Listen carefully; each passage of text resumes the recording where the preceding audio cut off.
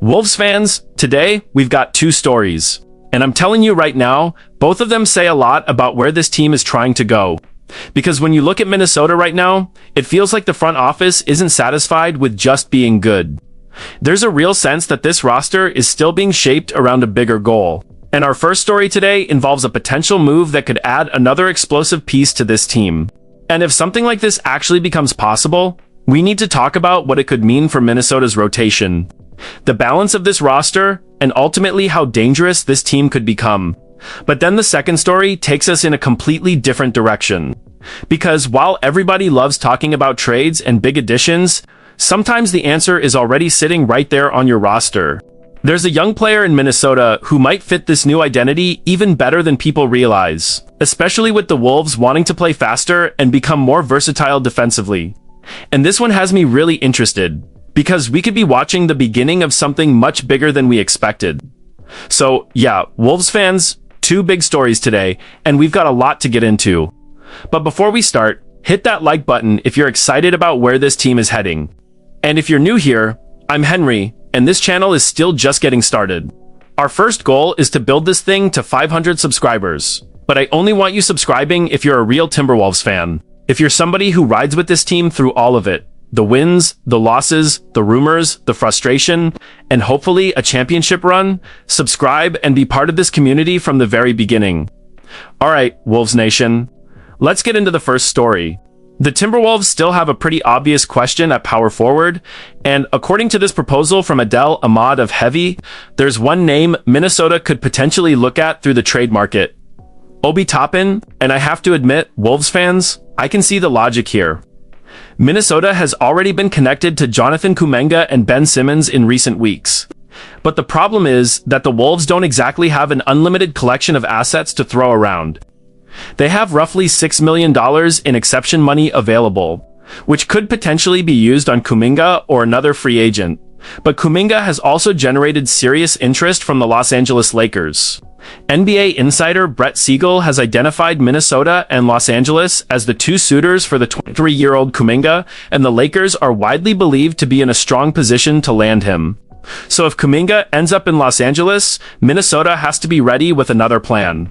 And remember, the Wolves had also hoped LeBron James could potentially fill that starting power forward position before he signed with the Philadelphia 76ers in free agency. That changed the situation. Minnesota might have enough versatility on the roster to survive without making another major addition at the 4. But if this team genuinely believes it can compete for a championship right now, I understand why you would explore every possible option. And that brings us back to Obi Toppin. Toppin is 28 years old, stands 6'9", and brings something this Minnesota team should absolutely value: athleticism, transition offense, playoff experience, and the ability to knock down threes. The proposed deal is extremely simple. Minnesota would receive Obi Toppin from the Indiana Pacers, and Indiana would receive Donte DiVincenzo. Now, before anybody starts packing DiVincenzo's bags, this is important. This is a proposed trade framework, not a reported agreement between the Timberwolves and Pacers. But as a basketball idea, this is where the conversation gets interesting. Toppin could immediately give Minnesota somebody capable of playing significant minutes at power forward. Indiana, meanwhile, would get a scoring-minded guard in DiVincenzo for a backcourt that could use additional scoring. But from Minnesota's perspective, I think the biggest attraction is how Toppin could play alongside Anthony Edwards and LaMelo Ball. Think about that in transition for a second. LaMelo pushing the ball, Ant attacking downhill, and Toppin sprinting the floor and exploding toward the rim. That could be ridiculous. And we already know Minnesota is moving toward a faster style of basketball. You add a player like Toppin to that environment, and suddenly you have another athlete who doesn't need the offense to slow down and manufacture opportunities for him. He can run, cut, finish above the rim, and stretch the defense from outside. There is an injury concern we have to acknowledge because Toppin missed a significant portion of last season dealing with injury trouble. But we've also seen what he can provide when the games actually matter.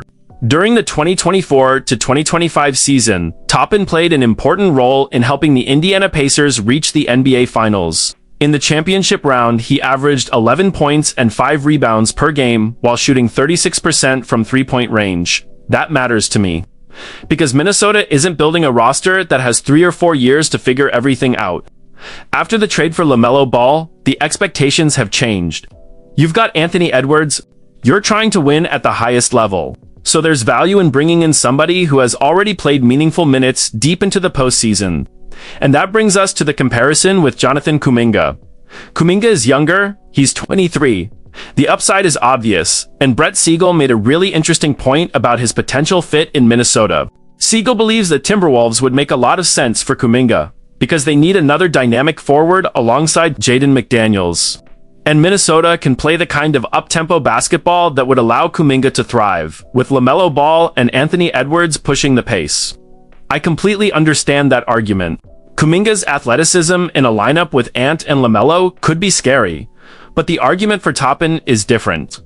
Kuminga might represent the higher upside gamble. Toppin represents the more proven option. And when you're trying to contend right now, sometimes proven matters. The real question is whether Indiana would actually be willing to move him, and whether Minnesota would be comfortable giving up Dante DiVincenzo to make it happen. Because DiVincenzo has value too. You don't just throw away a guard who can score and provide perimeter shooting because another name sounds exciting. That's why I wouldn't automatically say Minnesota has to make this trade.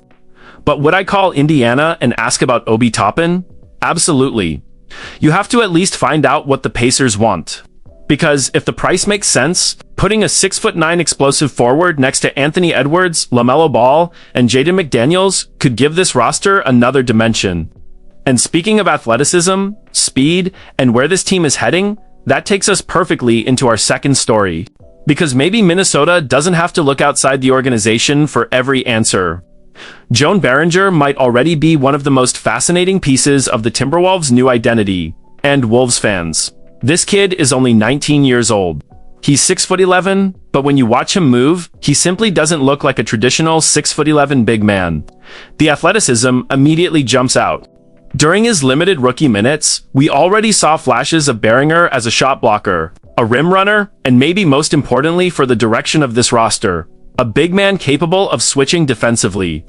And now his opportunity could become much bigger.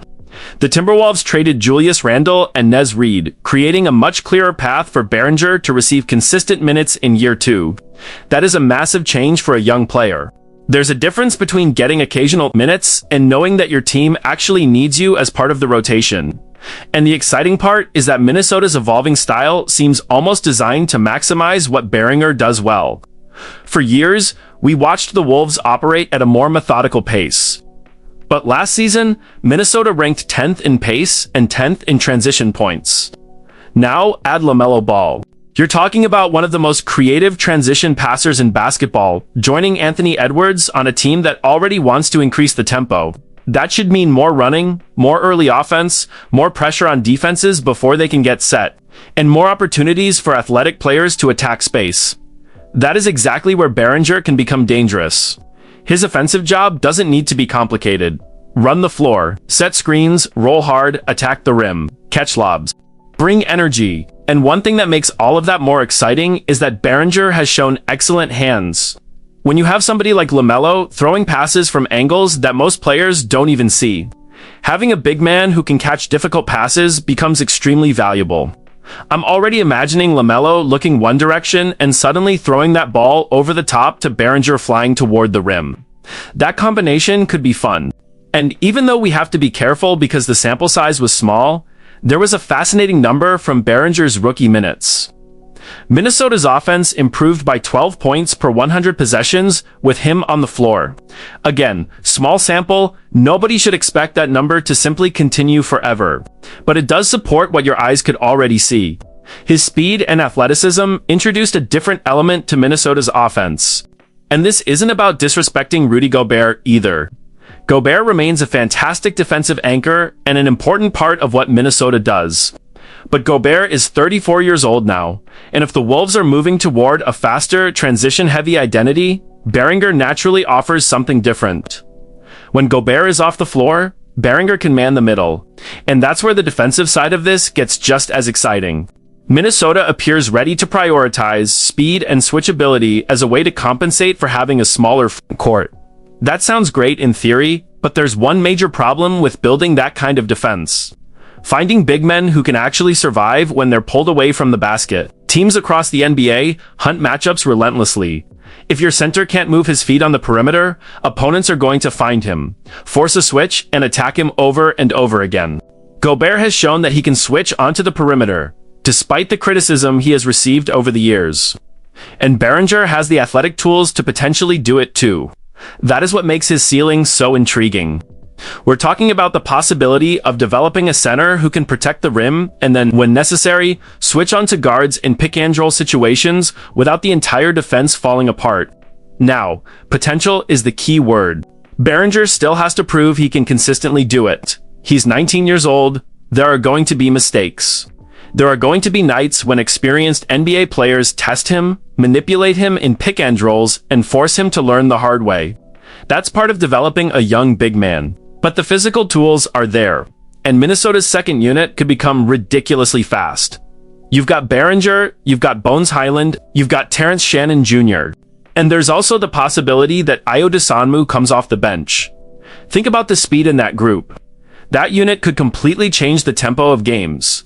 Instead of the starters coming out and Minnesota immediately slowing everything down, the bench could potentially come in and push the pace even harder. And when you connect these two stories, Wolves fans, I think we start seeing the bigger picture. This Timberwolves roster is changing. Anthony Edwards is still the centerpiece. Everything ultimately revolves around putting this team in the best possible position to maximize Ant's prime. LaMelo Ball changes the way Minnesota can play offensively. Jaden McDaniels gives you length and defensive versatility on the wing. Rudy Gobert still gives you that veteran presence and rim protection. And now the questions are about what pieces best complement that core. Do you chase Jonathan Kuminga and bet on his upside? If that opportunity disappears because the Los Angeles Lakers land him, do you call the Indiana Pacers and explore an Obi Toppin deal involving Dante DiVincenzo? Or does Minnesota believe some of the answer is already inside the building, with Joan Behringer taking a major step forward in year 2? Those are fascinating decisions, because this isn't just about collecting talent anymore. It's about building an identity. Fast, athletic, switchable, aggressive. A team that can put Anthony Edwards and LaMelo Ball in space, run with them, and then have enough versatility defensively to survive against elite playoff offenses. And after trading Julius Randle and Nez Reid, these decisions become even more important. The front court is different. The rotation is different. The expectations are different. Championship aspirations change everything. We're past the point where simply making the playoffs should satisfy anybody. With Anthony Edwards leading this franchise and LaMelo Ball now alongside him, Wolves fans are going to expect this team to compete deep into the postseason. And that's why I'm watching both of these situations so closely. Obi Toppin would represent Minnesota looking outside the organization for another proven piece that fits the new style. Joan Behringer represents Minnesota betting on development, youth, athleticism, and what this team could become internally. Maybe one happens without the other. Maybe Behringer takes off and Minnesota still adds another power forward. But whatever happens, I want the Wolves to stay aggressive without becoming reckless. If Indiana is willing to talk about Toppin, make the call. If Kuminga is realistically available at a price Minnesota can afford, explore it. But at the same time, give Behringer the opportunity he has earned to show us what he can become. Because if that 19-year-old starts turning those flashes into consistent production, Minnesota might have something really special developing right in front of us. And now, I want to hear from you, Wolves Nation. Would you trade Dante DiVincenzo for Obi Toppin? Would you rather go after Jonathan Kuminga? Or are you more excited about seeing Joan Behringer get real minutes and grow into this new-look Timberwolves team? Drop your opinion in the comments, because I genuinely want to know where Wolves fans stand on this. And if you enjoyed the video, hit the like button. It really helps us keep building this community. The channel is still new, and our first goal is reaching 500 subscribers. But like I said earlier, subscribe only if you genuinely believe in the future of the Minnesota Timberwolves, and you want to be here talking Wolves basketball with us from the beginning. This is Henry, and I'll see you in the next one. Let's go Wolves!